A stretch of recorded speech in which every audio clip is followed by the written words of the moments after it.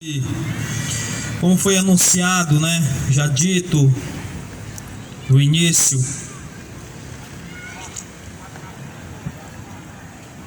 segundo dia de 2021, melhor ainda, 2 de janeiro,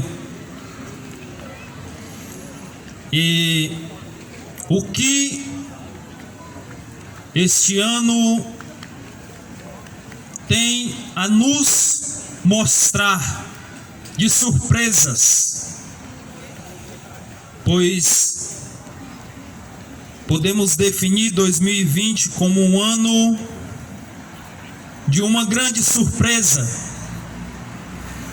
E a surpresa normalmente ela nos dá um sentimento de algo bom. Mas 2020 não foi um ano de uma surpresa boa para a humanidade.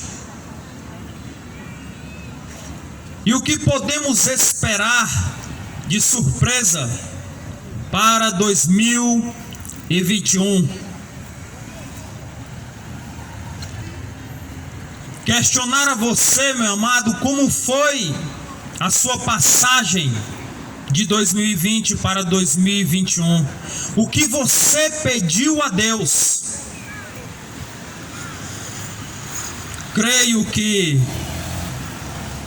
até pelo que eu vi nas mídias, muitos pediram saúde. Talvez a maior petição a Deus nessa passagem de ano, e posso dizer para aqueles que lembraram de Deus e de pedir a Deus algo, pediram saúde, principalmente proteção, pois ainda estamos caminhando por este vale, e este vale que pode ser um vale da sombra da morte, pois assim podemos definir. E foi algo que Deus permitiu, pois todas as coisas é por permissão dele. Muitos tiveram perdas. Eu, particularmente, perdi um familiar, perdi amigos para essa enfermidade. E quantos que aqui estão também não tiveram perdas? Ou muitos chegaram até na beira da morte, mas conseguiram passar, graças a Deus. E o que esperar para esse ano, meu amado?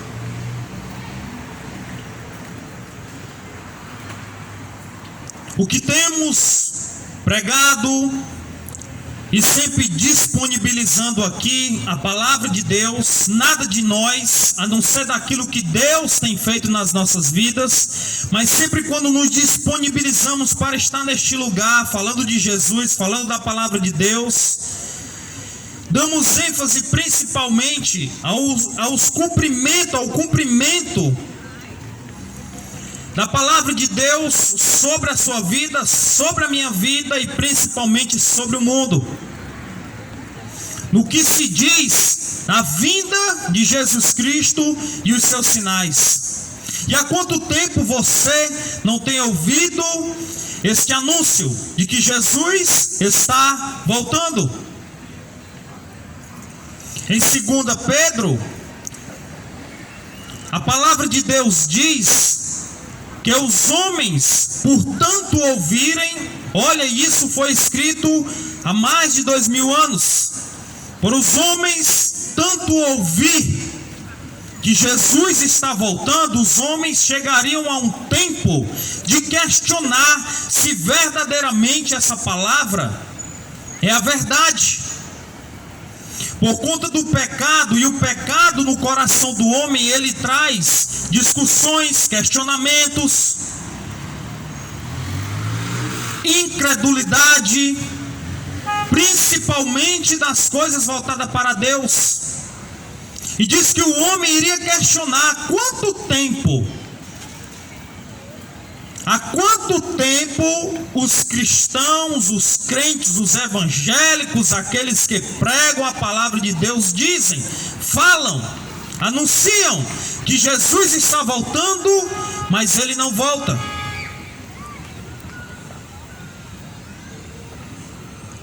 Aí ela traz ênfase ao que foi também descrito no tempo de Noé, e você conhece isso, pois historicamente, se você for buscar na história, se você for pesquisar, se você usar a mãe Google e pesquisar, você vai encontrar que pesquisadores comprovam de que houve uma arca gigantesca encontrada em certo lugar.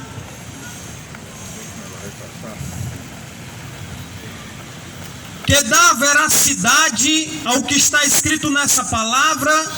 E quando voltamos a falar de um homem chamado Noé, existem filmes hoje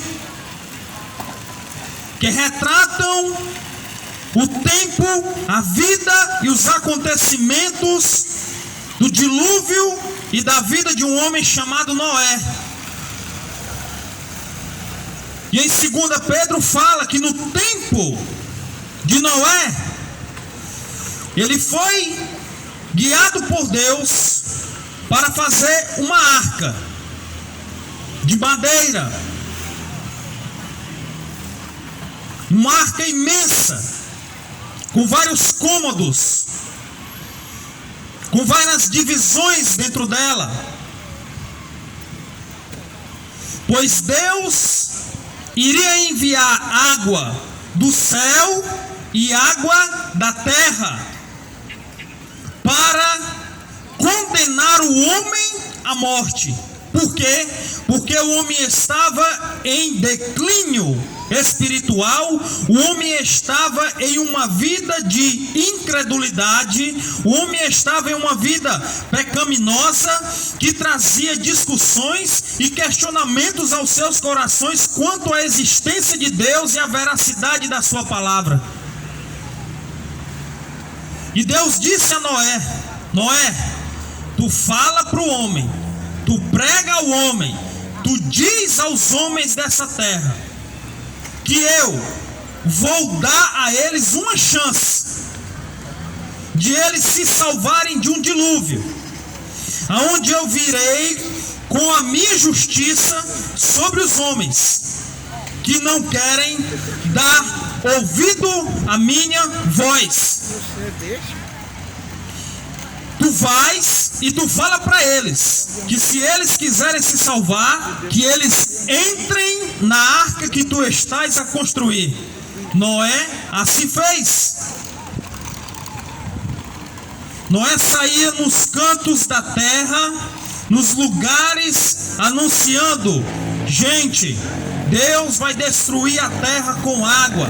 Se vocês quiserem se salvar, entrem na arca que eu estou a construir, e vocês salvarão não só vocês, mas a família de vocês também. O que é que o povo dizia? Tu tá ficando louco, homem. Tu é doido, tu é fanático, tu é maluco. Esse homem tá ficando abirobado, louco, perturbado, de estar falando um bocado de mentira dessa. E diz que naquele tempo as pessoas só pensavam nas suas vidas, nos seus afazeres, do mesmo jeito que acontece hoje. Deus e nada é a mesma coisa. Deus só existe para mim na hora que eu estou na precisão, quando eu estou doente, quando um ente querido meu está doente, quando eu estou hospitalizado, ou um ente querido meu está hospitalizado, aí sim eu lembro que lá em cima existe alguém chamado Deus, que pode me salvar, que pode me ajudar. Assim era no tempo de Noé. E Noé continuou por mais de 100 anos fazendo aquela arca, construindo aquela arca, anunciando que o dilúvio viria sobre a terra, sobre os homens. E os homens, eu não quero. Não, você está ficando louco, você está ficando maluco. E diz que quando completou-se os dias do Senhor, porque Deus ele é organizado, e quando se cumpriu os dias do Senhor e a construção daquela arca, diz que Deus mandou chuvas torrenciais, e diz que a terra ela abriu sua madre. E abrindo a sua madre, diz que água jorrava da terra, onde haviam leitos, mananciais de águas. Essas águas subiam. E os homens começaram a ficar aterrorizados com o que estava acontecendo. E lembraram de quê? Da arca, do que Noé tinha falado e anunciado para eles. E eles foram para onde? Para onde estava Noé. Correram até a arca. Noé então adentra dentro da arca depois dos animais. Ele então entra com sua família e Deus fecha a porta. Por que eu estou dizendo a você que foi Deus quem fechou a porta? Porque quando os homens chegaram na arca e a água já estava subindo, começaram a bater na porta e diziam: Noé, pelo amor de Deus, abre a porta dessa arca e deixa a gente entrar, porque o que tu estavas falando era verdade. E Noé corre para a porta e ele tenta abrir ela e ele não consegue. Ele bota a força, ele põe a sua força ali e ele não consegue abrir aquela porta. Sabe por quê, meu amado? Porque a porta que Deus abre, ninguém pode fechar. E a porta que Deus fecha, ninguém pode abrir. Pois aquela porta estava fechada por fora, selada por fora por Deus. Pois a chance que Deus tinha dado aos homens, os homens não quiseram. Na realidade, chamaram Noé de louco, de maluco, que aquele homem estava perdendo o tempo dele, que aquele homem era um fanático. E Deus cumpriu a sua palavra e a sua verdade sobre os homens. E diz que a arca, quando as águas desceram, diz que ela ficou em cima de um monte. E diz que até hoje existem os seus vestígios lá. Pesquise e você vai achar. E a palavra de Deus diz: assim como foram no tempo de Noé, os homens bebiam, casavam-se, davam-se em casamento e viviam as suas vidas conforme a sua vontade e o seu querer, assim também será na vida do Filho do Homem. E hoje os Noés da atualidade estão aqui.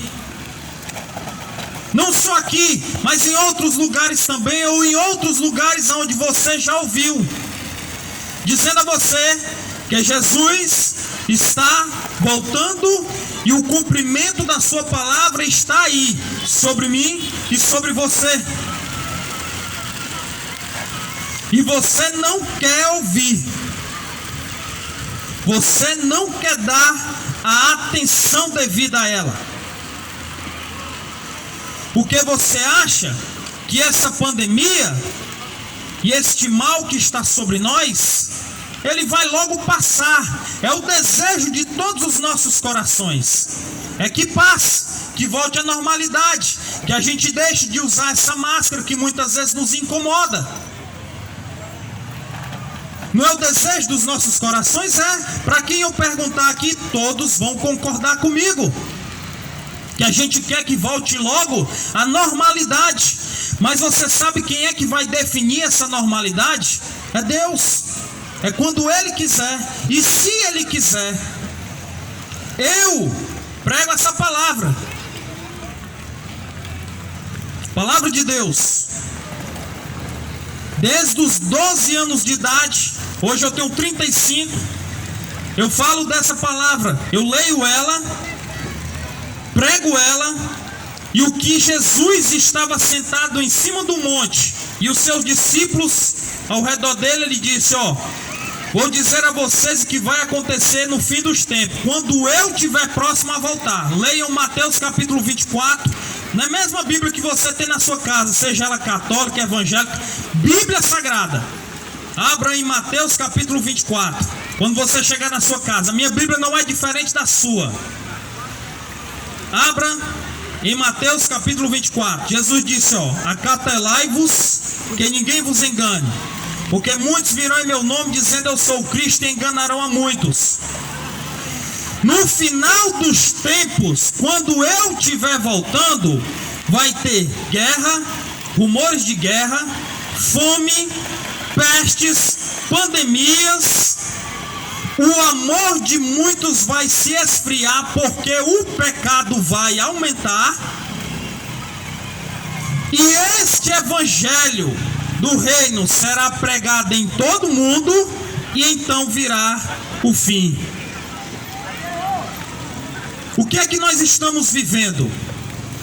Olhe ao redor do mundo, pare e veja em todo o globo o que está acontecendo.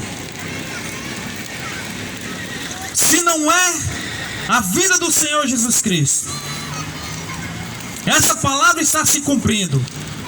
Eu, meu amado, pelo que eu estou lendo, pelo que eu leio nela, a tendência das coisas daqui em diante não é que melhore, não, é que vai piorar. Sabia por quê? Porque a vontade que um tem hoje de tirar a vida do outro, ela vai aumentar para tirar não só uma vida, agora tirar duas. Aquele que tem vontade de assaltar ele não vai querer mais assaltar ele vai querer assaltar dois. Você está jogando praga? Não, é a palavra de Deus. É pessimismo meu? Não, é a palavra de Deus quem fala. Que o homem vai se corromper mais ainda com o pecado. Sabia por quê? Porque ele está deixando o vazio do seu coração ser preenchido por coisas que não são de Deus. Cada vez mais o homem buscando aquilo que não é de Deus e deixando as coisas de Deus de lado, para trás. Cada vez mais o coração incrédulo do homem crescendo na humanidade, na presença de Deus, na cara e no olhar de Deus, e ele deixando todas as coisas de Deus para trás. É cumprimento da palavra de Deus, porque nós pregamos e nós falamos a você, aceite a Jesus Cristo. Você dá as costas e diz, não, amanhã eu faço isso, ou outro dia, ou quando eu tiver vontade, ou quando eu tiver outra oportunidade. Você sempre deixa para depois. E no mesmo jeito que Noé dizia, entra na arca, não, depois eu entro, outra hora eu entro, outra hora eu vou. E essa outra hora pode ser muito tarde para você, porque quando Jesus vir buscar e arrebatar a sua igreja, não vai haver uma porta para você bater, para você chegar lá e dizer, me salve, me ajude, deixa eu entrar. Não vai haver não, porque dessa vez, como um piscar de olhos, você pisca o olho que não dá nem um segundo, talvez milésimos de segundo. Diz a palavra de Deus que assim também será a vida de Jesus Cristo quando ela arrebatar a sua igreja, vai ser num piscar de olhos. Ela também faz uma analogia, ou ela faz um comparativo também a um ladrão. Um ladrão, quando ele vai roubar uma casa, as pessoas que estão dentro da casa não sabem. Por quê? Porque ele entra de surpresa, ele vem de surpresa, ele vem sem você esperar ele. Diz que também será a maior surpresa para o homem. é a vinda de Jesus Cristo. Pois quando o arrebatamento da igreja acontecer, os homens correrão de um lado para o outro, os homens entrarão em aflição, como foi no tempo de Noé. Os homens irão buscar a saber o que está acontecendo, o que aconteceu, por que aquele irmão que passava na minha rua com a Bíblia debaixo do braço, ele desapareceu, por que aqueles homens que falavam da palavra de Deus dentro do terminal já não estão mais aqui, por que aquele meu familiar que todo dia estava dentro da minha casa, ele de repente desapareceu. Por quê? Vai ser o maior questionamento do homem quando Jesus vier buscar e arrebatar a sua igreja. Por quê? Por quê? O que aconteceu? Onde está aquele povo barulhento? Onde está aquele povo que me incomodava lá na praça? Onde está aquele povo que me incomodava dentro do ônibus? Onde está aquele povo? Aquele povo está no céu. E se você quiser fazer parte desta profecia, dessa promessa, que não foi dada por homem nenhum, por um homem carnal como eu, um homem perecível como eu, mas foi dado pelo próprio Filho de Deus, Jesus Cristo, quando ele andou sobre essa terra, ele disse: eu vou para o meu Pai, para vos preparar lugar, para que onde eu estiver, estejais vós também. Eu vou, mas eu vou voltar. Eu voltarei para buscar o meu povo. O mesmo Jesus, meu amado, que você veio talvez dentro da sua casa, dentro da igreja, em uma parede, lá naquela cruz, com os cravos na sua mão, cravo nos pés, seu lado furado. Aquele mesmo Jesus, não, porque aquele Jesus ali está morto. O nosso Jesus que nós pregamos a você, ele está vivo. Porque se você for em Israel, onde ele foi sepultado, diz que aqui está o sepulcro de Jesus, mas ele não está mais aqui, porque ao terceiro dia ele ressuscitou. Diz a palavra de Deus que ele está à direita de Deus. Faraó está lá, o sepulcro dele. Buda está lá, o sepulcro dele. Ou dos grandes líderes, seja ele religioso ou não, que habitaram sobre essa terra, morreram e estão lá sepultados. Mas Jesus, que foi 100% homem, 100% Deus sobre essa terra, ele morreu por mim e por você, para que nós tivéssemos uma chance em Deus, uma oportunidade de ser refeita uma aliança que Adão quebrou no jardim do Éden. Agora nós podemos fazer com ele, porque ele nos deu essa oportunidade através da sua morte na cruz. Ele ressuscitou, está à direita de Deus e vai voltar. Aceite você a ele ou não, ele vai voltar. Creia você ou não, ele vai voltar, porque a palavra de Deus, ela tem que se cumprir. O homem crendo ou não, a palavra de Deus vai se cumprir sobre a minha vida e sobre a sua vida. Aceite Jesus Cristo, entrega a tua vida a Jesus. Você não vai se arrepender, meu amado, porque eu não me arrependi e jamais vou me arrepender, porque não há nada nesse mundo que faça eu deixar de seguir a Jesus Cristo e está nos seus caminhos. Que Deus te abençoe, te dê um ano maravilhoso, a você e a sua família, cheio de bênçãos, cheio de saúde, cheio de paz. Que Deus te guarde, em nome de Jesus. Eu agradeço a oportunidade. Amém.